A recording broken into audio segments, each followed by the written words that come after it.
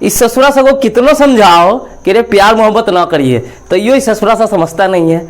अरे प्यार मोहब्बत के चक्कर में जब पृथ्वीराज सिंह चौहान जी नहीं बचे हैं तो एक कर सके की औकात।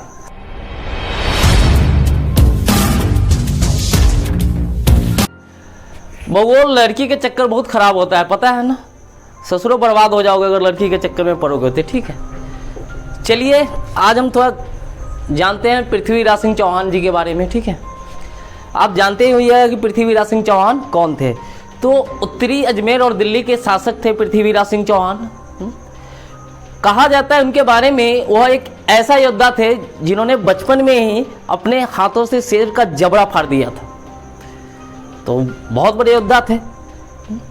बताओ आजकल के छोकरवा से बचपन में है खाली लड़कियों के पीछे भागता है।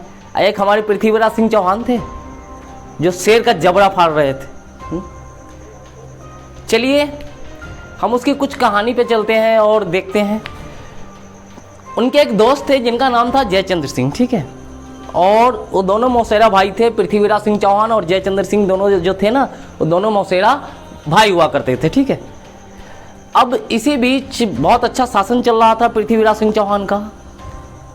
मोहम्मद गौरी जो अफगानिस्तान का रहने वाला था, मोहम्मद गौरी जिसका घर अफगानिस्तान था, वो गौर नामक जगह यानी कि गौर नामक जगह से आया था, इसीलिए उसे सब मोहम्मद गौरी कहते थे। और जब वो इंडिया में आया तो सबसे पहले 1191 में तराइन की युद्ध हुई थी। जब तराइन की युद्ध 1191 में हुई तो उसमें पृथ्वीराज सिंह चौहान ने उन्हें ऐसी पटकनियाँ दी कि वो भाग खड़ा हुआ वहाँ से। ठीक, अब देखिए इसमें एक लॉजिक है कि जयचंद्र सिंह उनकी मदद कर रहा था। अब मदद कैसे कर रहा था, तो वो सामने आके उनकी मदद नहीं कर रहा था कि कन्नौज के राजा थे जयचंद्र सिंह, उनकी मदद कर रहा था, लेकिन वो सामने नहीं आ रहे थे, अपनी सैनिक को भेज देते थे क्योंकि राजपूत लोग थे वे लोग। कहानी आगे बढ़ते गई, ऐसे ऐसे करके कुछ इतिहासकारों ने बोला कि मोहम्मद गौरी को पृथ्वीराज सिंह चौहान ने 12 बार हराया, किसी इतिहास में लिखा हुआ है 14 बार हराया, किसी इतिहास में लिखा हुआ है 18 बार।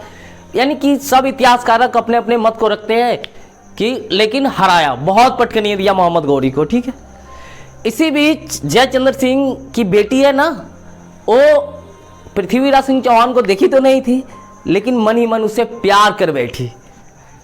बस हो गया, कहते हैं ना कि लड़की का चक्कर बबुआ पड़ा तो तू गयो, सत्यानाश हो तुम्हारा।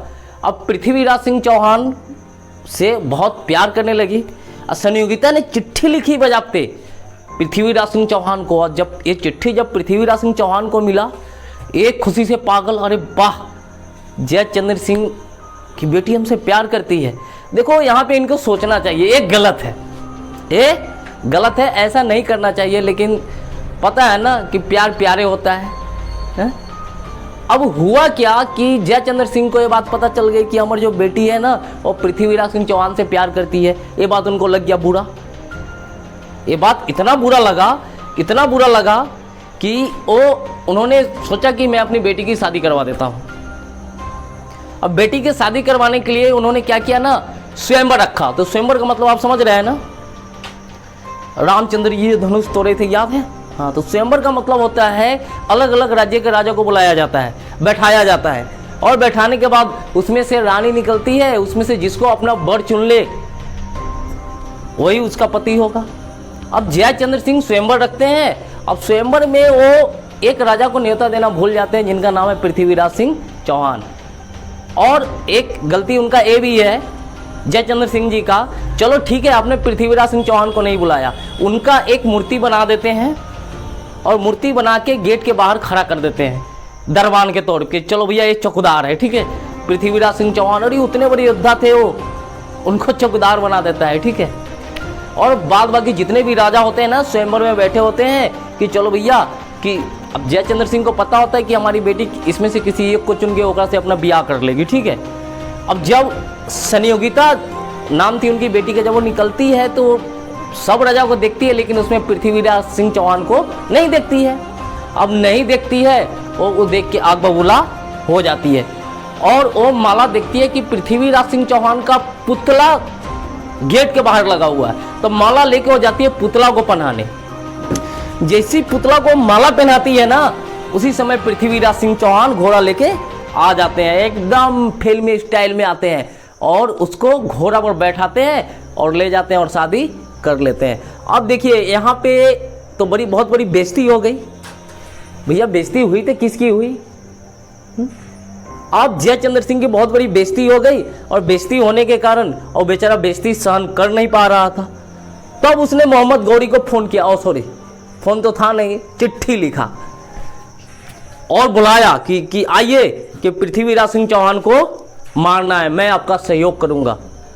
अब मोहम्मद गौरी वहां से बोला कि खुशी से पागल हो गया, वहां से आया दौड़ता हुआ और जयचंद्र सिंह के साथ मिलके, जयचंद्र सिंह ने गद्दारी किया था पृथ्वीराज सिंह चौहान के साथ। उसने अपनी सेना दे दी मोहम्मद गौरी को, जितने भी खुफिया रास्ते वो सारे के सारे उसने बता दिए थे कि हाँ पृथ्वीराज सिंह चौहान का कमजोरी किया है। फिर तराइन का युद्ध होता है। तराइन यानी कि अभी जो वर्तमान राजस्थान में पड़ती है, तराइन नामक जगह है जहाँ पे युद्ध होती है 1192 में, और उस तराइन के युद्ध में पृथ्वीराज सिंह चौहान हार जाते हैं क्योंकि जयचंद्र सिंह मोहम्मद गौरी का मदद करता है, ठीक है, इसीलिए पृथ्वीराज सिंह चौहान हार जाते हैं और मोहम्मद गौरी उसे बंधक बना के अफगान ले जाते हैं और वहीं उनका कत्ल कर देते हैं।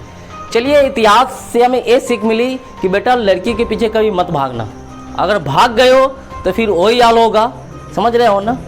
जयचंद्र सिंह का भी वही हाल, कहते हैं ना कि दुश्मनों से कभी, सांप से कभी दोस्ती नहीं करना चाहिए, वही चीज़ था। मोहम्मद गौरी है वो जो उसका जो गुलाम था ना कुतुबुद्दीन ऐबक, मोहम्मद गौरी ने उसके साथ मिलकर जयचंद्र को भी लास्ट में मरवा दिया था। तो चलिए इतिहास हम इसीलिए पढ़ते हैं ताकि वो गलती हम दोबारा ना कर सके। धन्यवाद।